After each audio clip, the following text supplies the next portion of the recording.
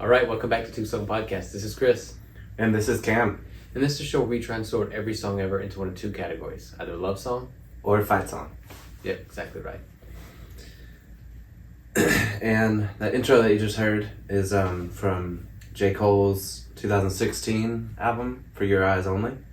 It's Foldin Close, and it came out in December of 2016. Wow, dang, nice. Yeah, so it's almost 6 years old. Yeah, jeez. And this brings us to episode 126 of our show. That's right. We followed up last week's episode with, like, to me, the perfect next song. Because when I think Taylor Swift, I think J. Cole also. No, I'm just kidding. That's insane. Yeah, real, like, gear shift. Yeah. If anyone out there's binging episodes, then surprise. Yeah. That's going to be a little bit of a, like I said, a gear shift, a real change of pace. Yeah, definitely. This is a fun song. I think the song has a really good intro. I like that cool, because you had mentioned that earlier. I love the cool bass line. It's like, yeah, so fuzzy and interesting, kind of almost syncopated. Yeah, it does feel like, because like the drums are doing an interesting little like minimalist part. Mm-hmm. So the way that bass line is kind of like, is it on beat? Is it playing a different song? Yeah. I love it. I don't know exactly. And then I'll say, I don't want to spoil anything, but there are parts of the verses especially where I'm like, is J. Cole off beat? But he's not. And I would never, disrespect J. Cole and that he is, but for a millisecond it feels like he's like kind of behind the beat. Mm-hmm. And I think that's his style, because he's just super confident, rightfully so. And so he's just like, I don't need to be like this rapping robot. I have a little bit of a, and he's a Southern rapper, and I just, golly, the more I learn about rap music, I know people think and just, say it was started in New York in like a backyard party or block party, but why then are Southern rappers the best at it? Yeah. What's going on? But no, he just has like a drawl and a little bit of like a confident, like I said, and deliberately slow kind of flow, which is so cool. Yeah. It well, I guess we'll get there. We should probably hear the first verse or this chorus thing. How about this though? He's like in the intro, he's getting ready like a lot of rappers do, and getting the listener kind of hyped up for once he's good and once he's fully on the track. And I like the little hey, so like exciting. And I wonder, do they count as lyrics? Ooh. I want to say no. Yeah. Initially. I think so too. I mean, if they're part of the intro and they're not really, like if the song were instrumental, except for someone saying hey here and there, I would still call it an instrumental. Yeah. Yeah. It'd be more of a sound effect than a lyric in that case. And so far, I think in the intro, it's kind of the same thing. Yeah, I think I would categorize ad-lib as more as like sound clips, or part of the beat almost. Yeah, same. Cool. Nice. But yeah, didn't mean to cut you. So yeah, let's get to this chorus. Yeah, that's okay.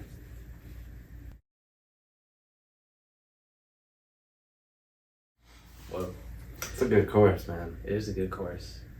I really like the way the guitar does like this 70s funk kind of thing. Like this really acidic and compressed and splatty like chords. Yeah, and bouncy. Yeah. Yeah, I've been kind of thinking with some of like what you would call J. Cole's beats, or the music in this song, the way that the percussion and the bass and that splatty guitar that we're talking about are kind of bouncing off each other is kind of like what Anderson .Paak is doing, but before Anderson .Paak was doing it. Interesting, yeah. And kind of even some of the way that J. Cole like sings in this song, and some of the way that he raps, I'm kind of like, maybe Anderson .Paak is a J. Cole fan. I could see that. People have said before that Kanye really influenced J. Cole, and then supposedly that was why it was so heartbreaking and so tragic, and people just couldn't like hear it, couldn't even stand it, listen to it whenever J. Cole like released the first Kanye diss track. Mm-hmm. He's like called him out a couple lyrics, but I'm thinking of one like especially. But yeah, I've noticed that too. Like he's just good at whatever he sets his mind to, it seems, and I think his sound will change. Mm. Like I'll say this way, I clearly remember when Drake's sound changed, being like, I'm pretty sure Drake is Canadian, and he was like, yeah, but also Memphis. I spent a lot of time in Memphis growing up. Did you know that? And everybody's like, no, we missed that. You never said that before. You never mentioned that. But J. Cole, he doesn't like totally change, but he will adjust it, or I will feel like there are references or quotes or just nods, to other people that he may have been influenced by, which I think is really cool. Yeah, I like that.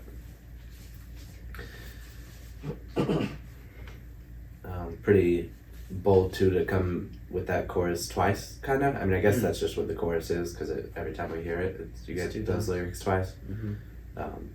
But he must have also really liked this chorus. Yeah, he must have. But I know I've joked about this on here before. I don't remember when, but he is kind of repetitive. I think any people that have a problem with him, which by the way, J. Cole fans are a real avid fan base, a real almost cult kind of fan base. But the few people that do like not exactly get his music or like will listen to it all the time, I think that's one of their critiques. It's like it's the same thing. Like he'll get fixated on a line or a couple of lines and say them over and over again. And I definitely have noticed that. But I mean, that's how songs are. Yeah. Like, songs are repetitive, and I would say like especially older songs, maybe even pure oldies, 50s and 60s music. I mean, it can be the same thing, just ad nauseum. And I mean, I'm trying to think, I'm pretty sure the very first song to ever reach 1 billion plays on YouTube is Baby by Justin Bieber, which I would say maybe the most repetitive song of all time. Yeah. And actually there's one joke song that you showed me. It's a fake country song that is the most repetitive song ever. But Baby by the Biebs is like, I know he's a kid, but he did not stay up all night writing that song. Yeah. And, to me, sometimes when J. Cole is repetitive, it doesn't bother me. It's like soothing, and it will be just a part that you don't mind hearing twice. Yeah, I definitely don't mind hearing this chorus. The 6 times that we get it.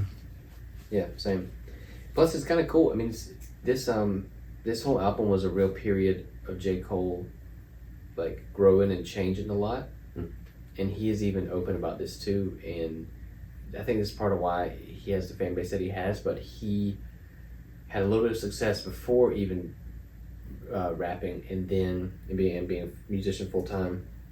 And he got really successful, and he bought a bunch of stuff and had the look and had the clothes, all the whole thing. The thing that everybody does when they become a famous rapper. And then he realized that it wasn't him. He realized it was dumb and foolish and wasteful. So now he does the opposite. Now he is like you're trying to be a smart, savvy businessman and save money and invest money and set up trust for his children and stuff. Oh, wow. So he's like, all that stuff was stupid. You look at pictures of me when I first got big for rap in 2013, maybe. I'm trying to think, like, his first mixtape. Anyway, like 2013, 2014, around there. He's like, I was such a clown. What was I wearing? Why was I wearing that? And I like this album a lot. He talks a lot about family. He talks a lot about growing up. He talks a lot about his daughter, his wife. It's so cool. There's a song about his estate outside of Fayetteville, North Carolina on this album. Wow. And he's like, it's in the country, but you'd be shocked how much it costs. And there's no rapper cars, just some stuff to get from, like, I think stuff go from here to far or something like that. Cool. So I really like this. It might be my favorite. Yeah, it's like a toss-up. Dang, yeah. Did we talk about him some when we were doing like a Kendrick episode or something? Or in reference to kind of Kendrick changing a bit and like being more about his family and making music more about his family? Maybe. We probably did, actually. That does kind of ring a bell, yeah. I despite like you liking J. Cole and a lot of people whose taste in music I appreciate, being fans of J. Cole, I've never really sat down and listened to him.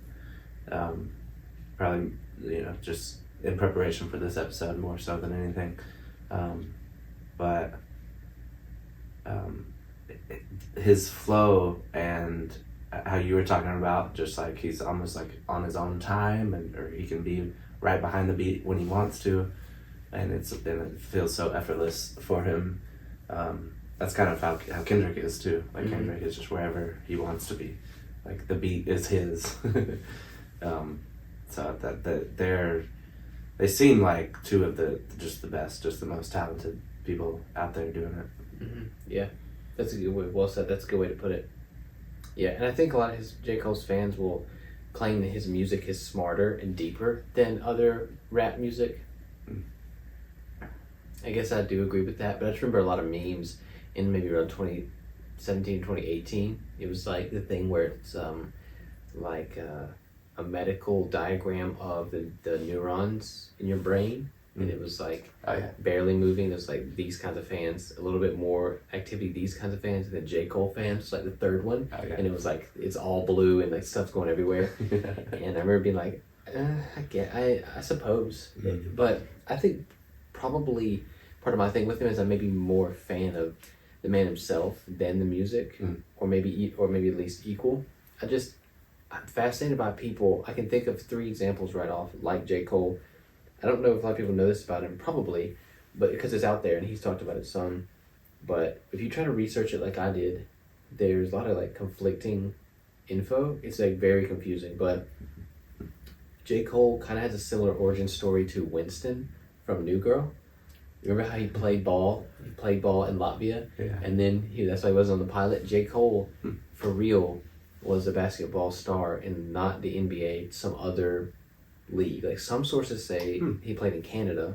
Some sources say that there's some place in Africa he played. Wow. But he was good enough to play, like to get paid to play basketball, but not in the NBA. Wow. And then sometimes you'll places look up his height. He has said he's 6'4", and he looks like a giant compared to a lot of other people you'll see him with. But then I saw online that he's 6'2". I'm like, well, that's not that tall. I think he's 6'4". I think it's safe to say he's a big guy. Mm-hmm. So I just think it's cool to be like, do that for as long as you can do it, and then be like get further than most people will ever get playing basketball. Yeah. And then be like, and also I kind of want to turn this other thing I've always loved. Like, how wild is that? Yeah, that is super admirable. Man. And make something of yourself both times. Yeah. Because a lot of people that have a modicum of success somewhere, they'll be like, well, this is really my passion, and you never hear from them again. Like the guitar player from Korn, found religion, devoted his life to Christ, and was like, and I'm going to come out with an album. And people are like, oh, Christian rock? He goes, I remember this clear as day, he goes, well, it might not really be so much a music album. And, like I said, fell into obscurity. Yeah.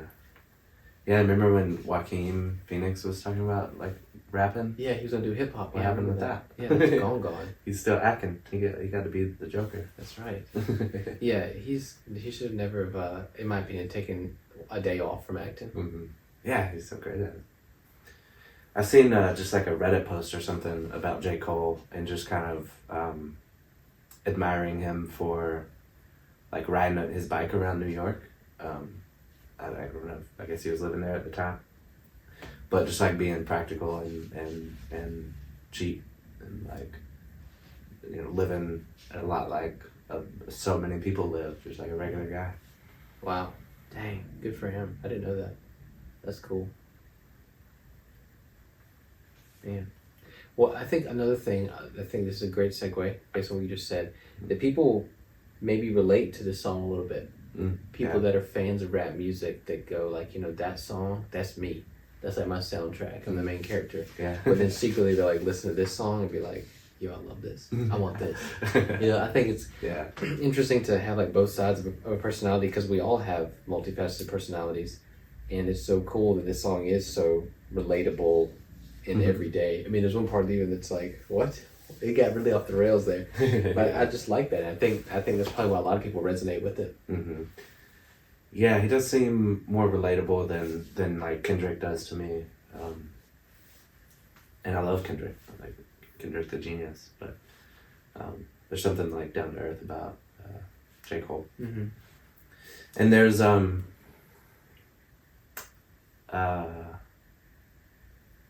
of his songs that I'm struggling to remember the title of right now. The one that we talked about to him. No role models. Yeah, no role models. Where he's kind of talking about like being with a lady,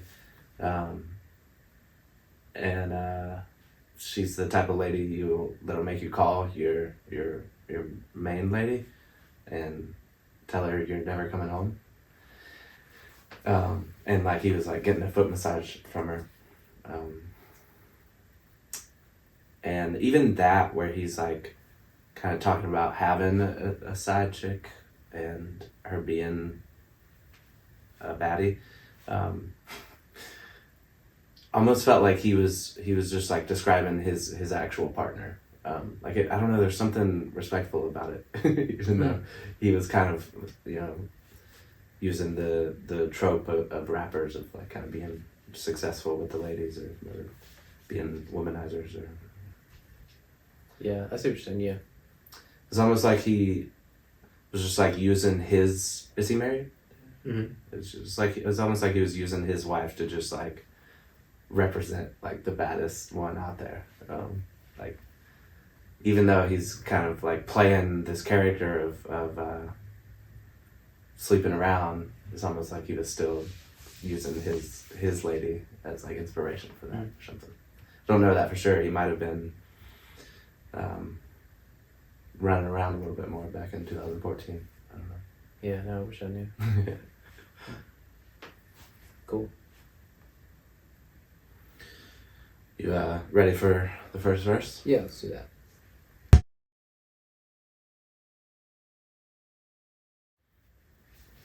Man, That's some real sweet stuff. yeah, good for him.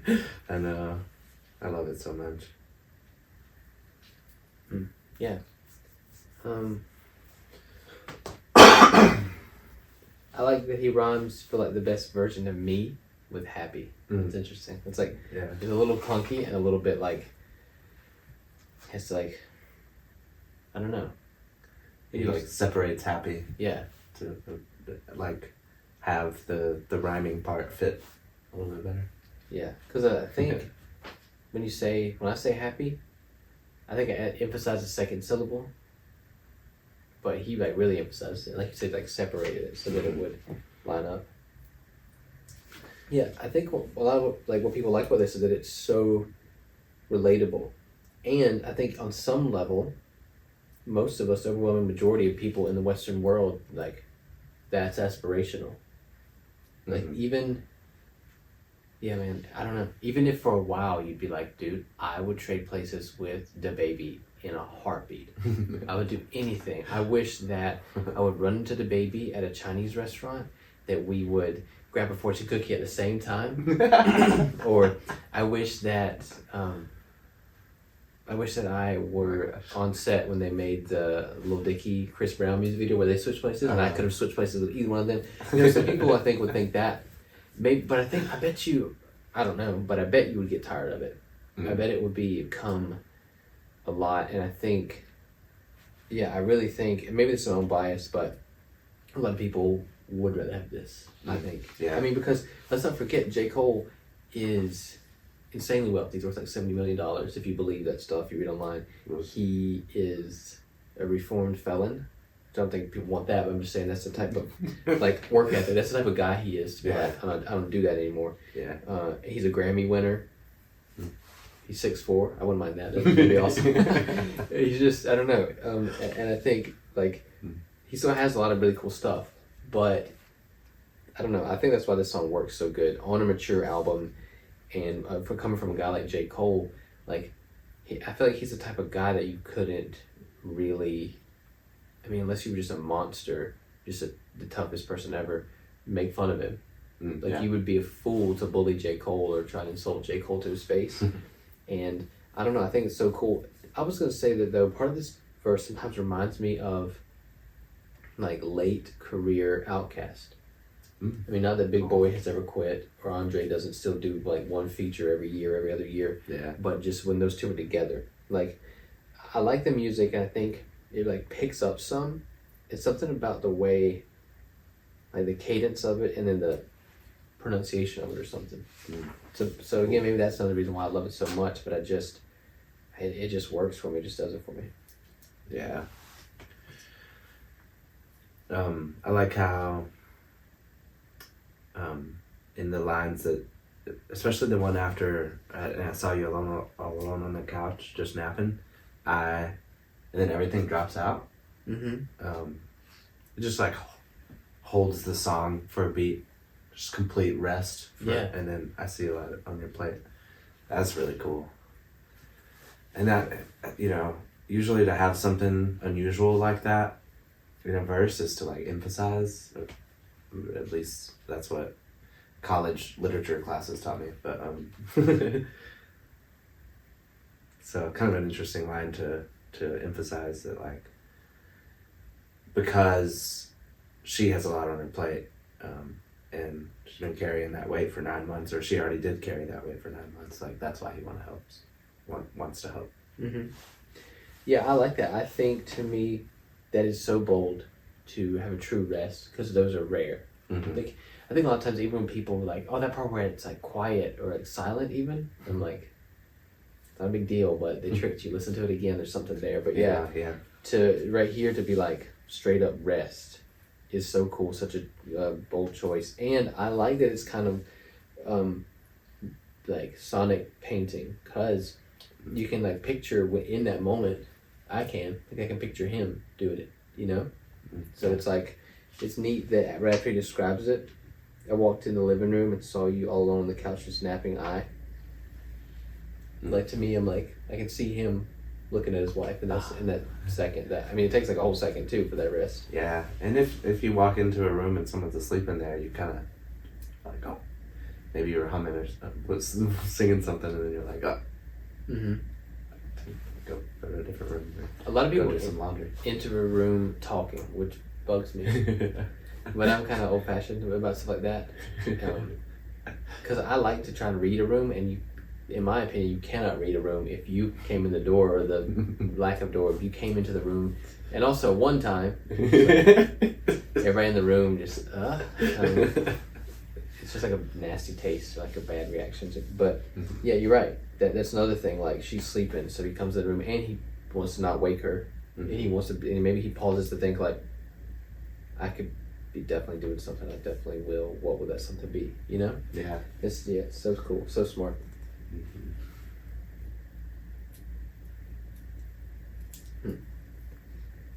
Yeah. And he says the word dryer, like a lot of people that I know from like growing up in the South say it. Yeah. It's like it's one syllable or two. It's like, it Dryer. depends. Yeah, am I in a hurry? It's one, then if I'm in a hurry. Nice. All right, you ready for another chorus? Yeah, let's do that.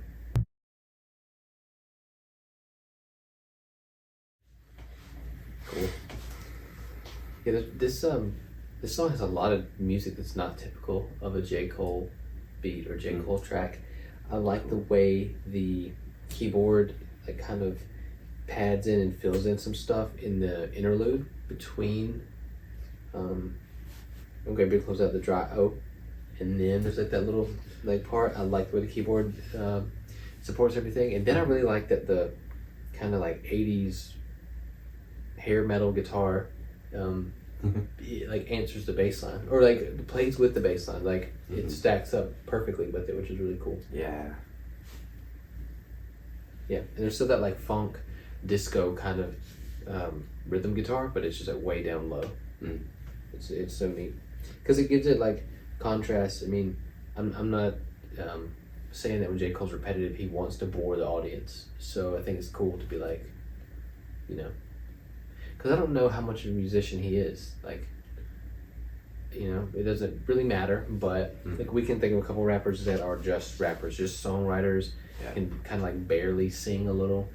But I mean, you mentioned Anderson .Paak, very talented multi-instrumentalist. Think about the late great Mac Miller. Yeah. I mean, almost like allergic to showing off how many instruments he could play. He just like wouldn't do it. Yeah. On his music, behind the scenes, there's like lots of footage and stuff, but I just don't know if J. Cole had a hand in that, being like, "Yo, let this part come in, let that, put that right there." Yeah. But to me, it doesn't matter. I mean, if it was a producer, whatever, it just sounds so awesome.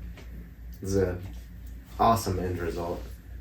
Yeah, I'm super curious about that too. If how much say he has in the music.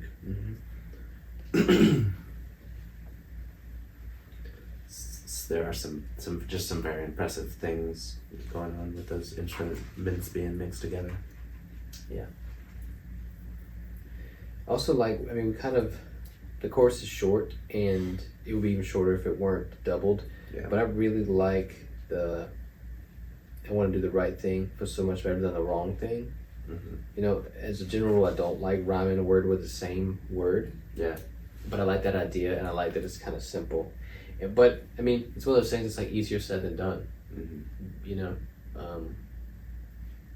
J. Cole's been like really honest about his upbringing, and so I think, and we mentioned a second ago, he's a convicted felon, or he was. And he's open about that too. I'm not talking bad about him, but I mean, this guy knows. Like, he's not just saying that, and you're like, well, what do you mean the wrong thing? You mean like not like you mean like running a red light? What are you talking about here? Like, I think he really means a bunch of stuff. I think he's saying like, just be trying to be right, do right all the time. For her. Yeah. Don't you know the temptations that I have, that a person like me has? You'd have to know, because you're in this life too. Like, you're in this circle with me. And yeah. I'd say that's so cool. Yeah, and he is able to make rhyming the same word with itself work. Like, it just sounds good. So it is a very cool couple of lines.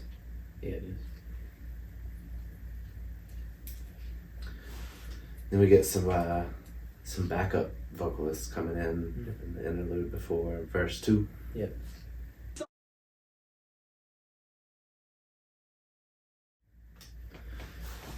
I think that's my favorite verse. Mine too, yeah. And I bet I know why it's your favorite verse. I'm gonna steal it from you. I love Netflix and breakfast. What a great rhyme. Oh my gosh, yeah. Like, looking at those two words, you would not say that they rhyme. But they do. Yeah, I know. Dang, man. But they don't really work with every accent. Like, you know? Dang, that's so cool. Yeah. And again, very relatable. Just like, finding someone that you can just watch and catch up on shows with, and eat breakfast. I've been eating a lot of breakfast lately. Yeah. It's amazing. What are you talking? You have? Oh yeah, nice. It is. I think it's the best meal. It's my favorite meal. Like, I would have, if there weren't health problems, I would have 3 breakfasts a day. Yeah, me too. Because you can do different ones. Like, you can do like healthy, or you can do salty, or you can do like dessert for breakfast. A lot of people do that. Oh yeah. Like, straight up, this is thousands of calories of sugar and other sugar. And but yeah, man. Dang, honestly, that's kind of like, to me, an ideal day, like a dream day. Yeah. Catching up on shows on Netflix, meaning like the catching up part is so important to me. Being on Netflix and being like, what's this? Did you want to watch that? What's that? I haven't seen this for 20 minutes. I get so disinterested in Netflix. And then breakfast, like, you're having something you want to watch, you need to watch and stuff, and it's intentional, and breakfast, like, man. Yeah, it's great. Vacation at home. Yeah. And Netflix can really make folding clothes better too. I found, like, he talks about doing them together. Yeah. And I really hate folding clothes. It's a little bit better if you have something else going on. Just some life advice from me and J. Cole. Nice. Yeah. A couple of 6'4" ballers. That's right. A couple of real, men about that life. Yeah. But wait, you like the Raisin Bran reference? Is that why it's your favorite? I just I think, like you said, I'm not, super into Raisin Bran. So it's just more of like, it's like a perfect day, and he rides Netflix and breakfast. Gotcha. And I just feel like it captures what he's going for in this song really well. And it's right there in the middle, and it's just like, this is why I'm doing it, because I really like just doing life with you. Mm-hmm. And then I also just think it's so funny that he has 2.5 lines about almond milk, because I'm not a big fan. I'm not huge into almond milk, but I've recently given it a chance, and I would rather have real milk, cow's milk for my cereal, but it's just so funny to me that he's like, I never thought I'd see the day I'm drinking almond milk. You soft. It's so good.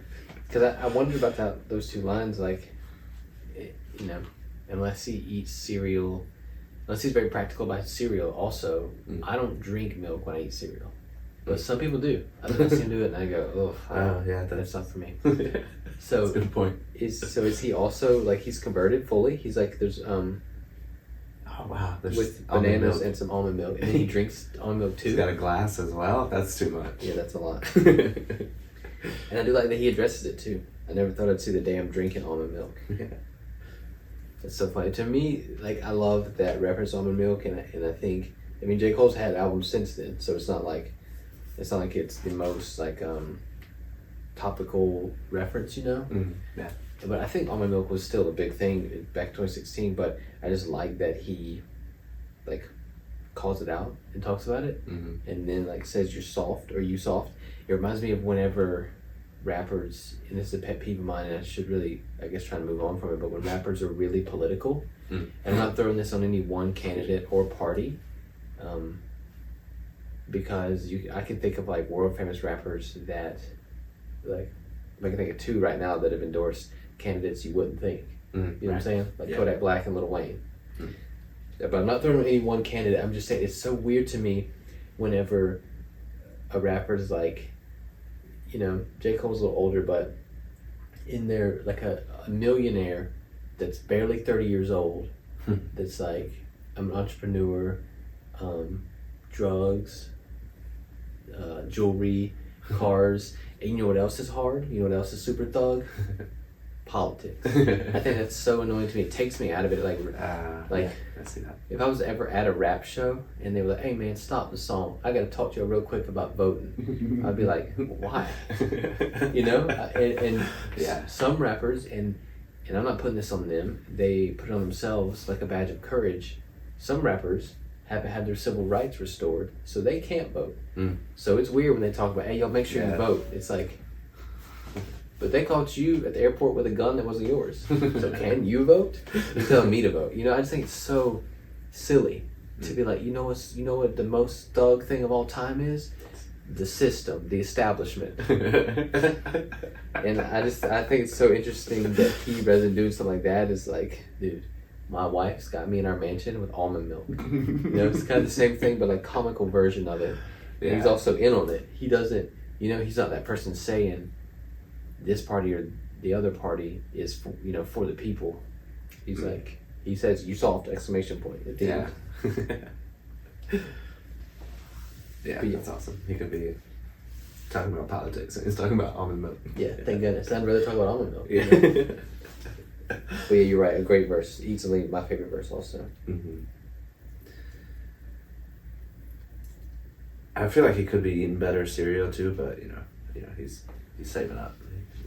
Trust fund. Exactly. Yeah, I wonder what the deal is with that. If he just likes it or he thinks it's healthy. I suppose as far as cereals go, it's one of the more healthy ones. Yeah, it's not completely sugar. Yeah. It's not like 100% sugar, but yeah, I think it's on the list of recently that had been considered healthy by like the FDA, and now they're being like, nope, still too much sugar. Probably shouldn't eat it every day. I think the flakes are coated in sugar, so they don't get soggy. Yeah. And then raisins. Fruits have sugar, but I think it's a good kind of sugar, if there were such a thing. But yeah. I really don't think there's such thing as a healthy cereal. but there's worse stuff you could be eating. I feel like they do try to make healthy ones that are not good. You know, just like seeds and grape nuts. bran or something. I don't know. Grape nuts is probably pretty dang healthy. Yeah. But most people don't like those. I like them a lot. Mm. But most people despise them. I mean, you could do what I do and have a dozen slices of French toast. Mm. And that is, so if you're going to eat Raisin Bran or that, you should eat Raisin Bran. That's way better for you. Yeah, a pound of bacon. Just what I eat for breakfast. All right, how about another chorus? Yeah, do the chorus again.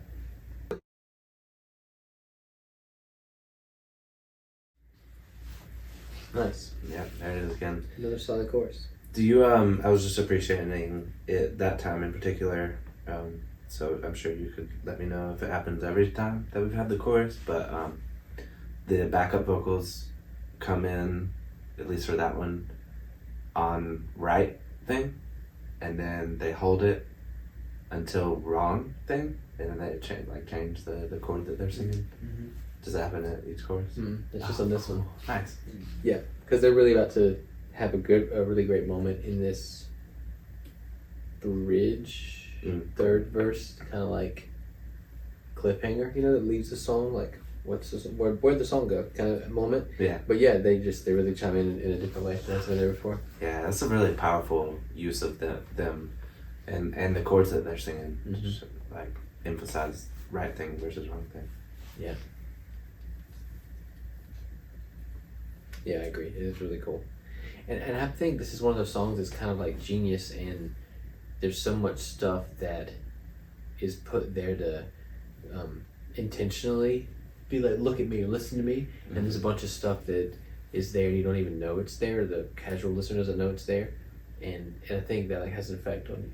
Then we talk about that often, but you know that like I'm trying to think, your favorite song, if you can play it on an instrument, it won't sound like the recording, because the recording has like 20 different parts going at once. Yeah.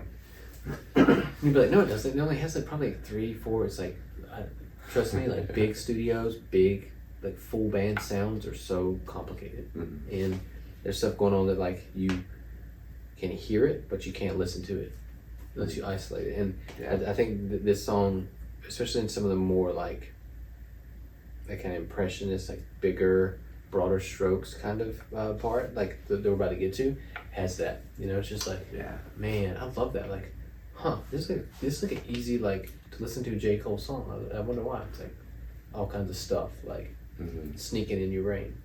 Yeah, huge props to whether it was J. Cole or his producer, but there's so much in the song to appreciate it. Yeah. And this will be a bit of a tangent, but because you were talking about like isolating some like all the different parts that can be put into a studio recording, I think this is kind of fake. Like I think someone put in a different song, but there's this whole like mini series with Rick Rubin hanging out with Paul McCartney, and Rick Rubin has gotten his hands on like original Beatles recordings, and they're just like standing at a soundboard, and Rick will just like isolate instruments and like ask Paul about like writing a bass line or like who wrote what. It's a really cool miniseries,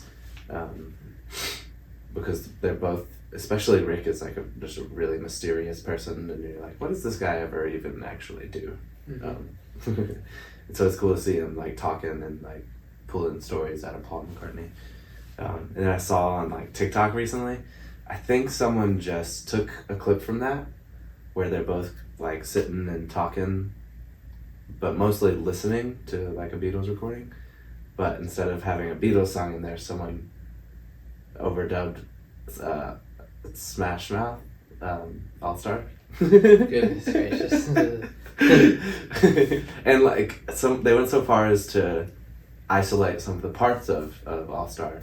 Wow. So that it like really works with the video and makes sense within this context. But as far as I know, they did not actually sit in a room and talk and discuss the minutia of All Star.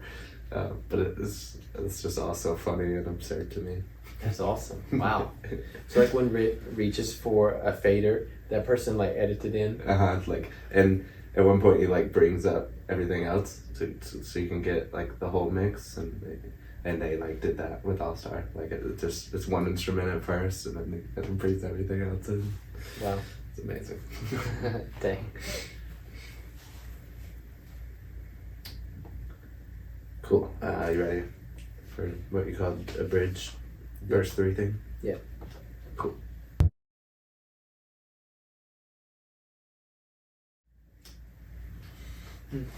Cool. Something that feels like note to self kind of stuff, you know? Yeah. But I don't mind that. Like, it's almost like, hey, don't forget that this is how you feel Mm-hmm. right now about this person. Yeah. It's a simple thing. It's a simple things. Now say I love you. It's a simple things. That's kind of cool. Oh, yeah. That's kind of like what we were saying. Yeah, gosh. Sometimes if you look through a J. Cole album on a streaming service, there'll be like little tiny E's beside every track. Mm-hmm. But this one does not at all. Yeah. This one doesn't have like anything, like a malicious, bone in its body. You know, it's a song. Yeah. But yeah, that's so cool. Like that he can make something like this for her. That's awesome. Yeah. It's seriously so sweet.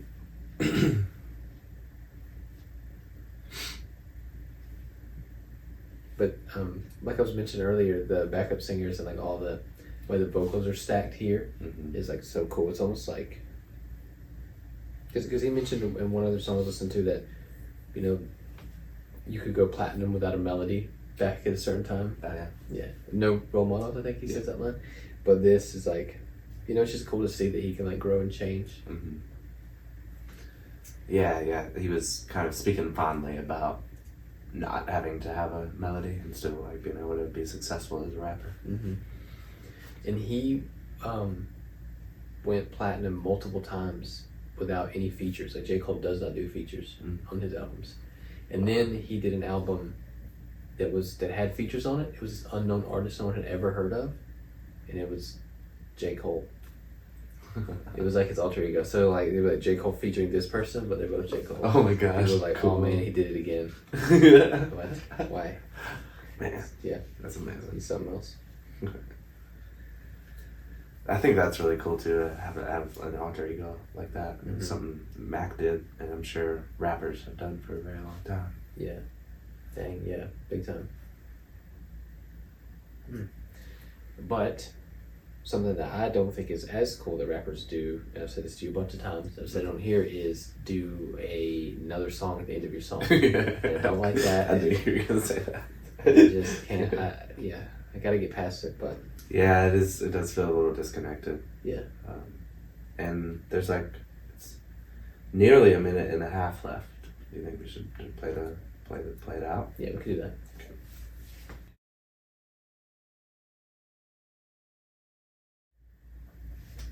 Okay. Yeah. Yeah, he does kind of connect it in a couple ways.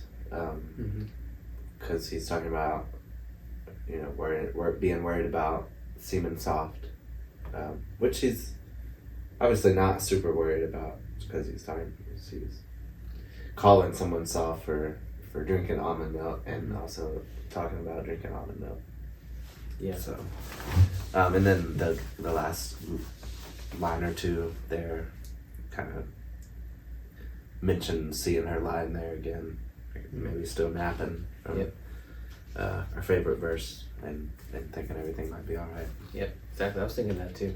There's a tie-in with that, and then thematically, it's a real tie-in of being like, how okay is it to be vulnerable and like make a song like this and live this kind of way, and then how much effort does it take to live this way behind closed doors, but then have like a different persona for everybody else. Yeah. And is there like a safety to that? Is it like a learned behavior for just acceptance and peer pressure, or is it like a thing of like, well, just it's safer that way. It's safer if I'm that person, that character. I don't know. Yeah. But yeah, it's like real. The beat is like really scattered. There's like parts where it kind of feels like lo-fi, and parts where it feels like the beat was there, and then parts of it were strategically just like cut out, Like, don't have that, don't have that, don't have the snare hit here. Interesting. And the guitar is like less staccato, and also like really almost psychedelic. Like, yeah, it is. Yeah, wobbly. But it is a long song, so it almost seems like it could have been its own track, like an interlude or something. Although interludes don't usually have lyrics, maybe. I don't know. Yeah, it depends. Some of them do, but yeah. I know it really could have been like a little bridge. It could have been, yeah. Dang, yeah, would have worked just fine. I mean, to me, there are some parts of Because of the Internet by Childish Gambino that are like these little half songs or 3/4 of a song. Oh, yeah. And that's it. And we just move on. But it gets its own track. Yeah. But then some don't. It drives me crazy. But yeah, I agree. It could have been its own thing, and it could have come right after Fold and Close. You know? Yeah, because I think the next song is called, yeah, She's Mine, Part 2. Yeah. It seemed like that would fit super well. well. Whatever. Oh well. Well, what you think? You want to go? You want me to go? Do you remember who went first in their 125? Darn. I wish I did. Well, either way, this is an easy one. Yeah. Okay. I'm glad you said that. Yeah.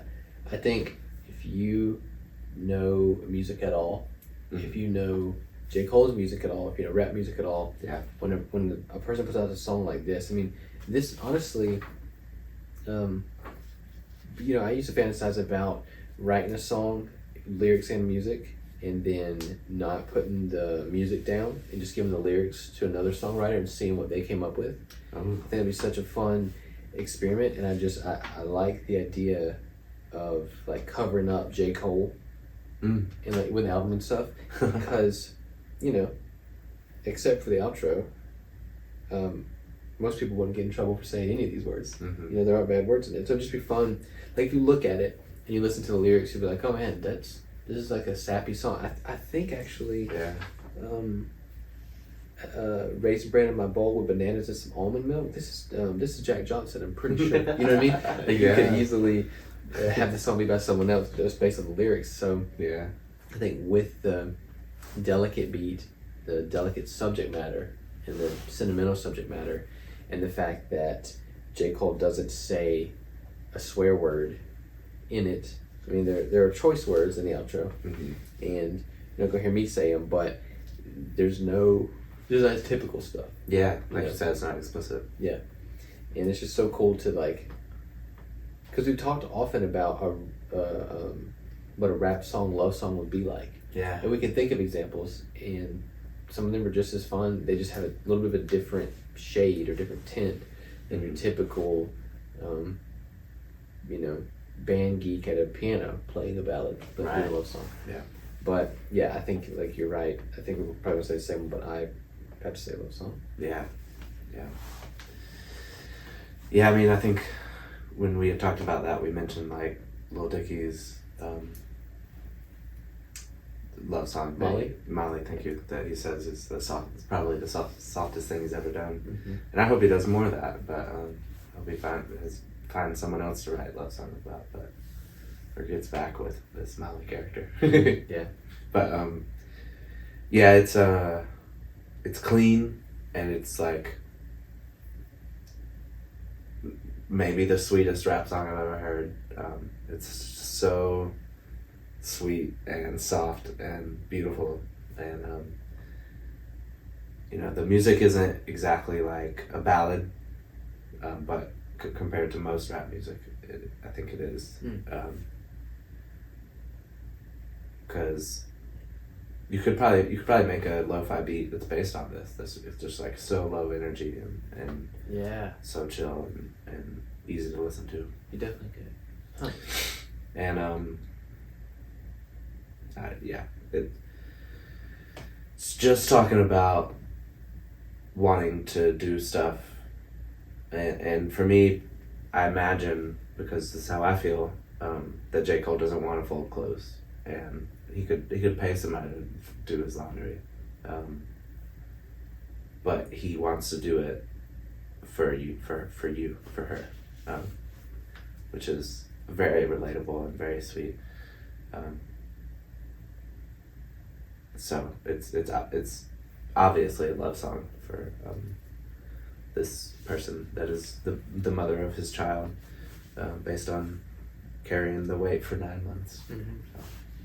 Yeah, nice. That's a good point. Like, yeah, because the whole like title and hook.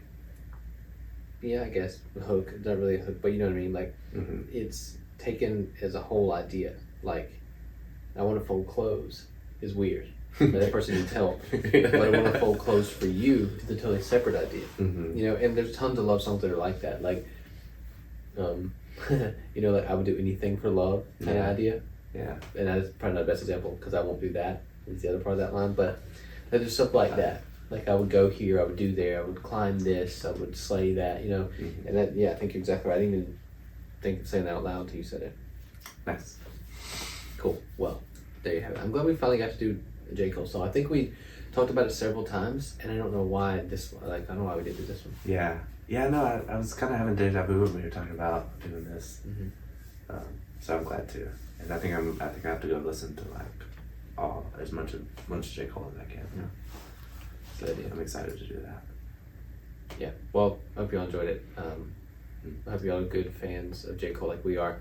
If you can find where he played basketball, I would love to sit here because I looked and looked and looked. Yeah. I think it may have been multiple places, but I just wanted to confirm like where it really was. So yeah, somebody help us out with that. Or if anyone's ever met and confirmed if he's 6'2" or 6'4". Yeah, that's right. Yeah. So we think we know, but who knows? Yeah. But in all seriousness, thank y'all so much for listening. Really appreciate it. And Cam, thank you. Yeah, man. Thank you. Of course. We'll talk to y'all again next week.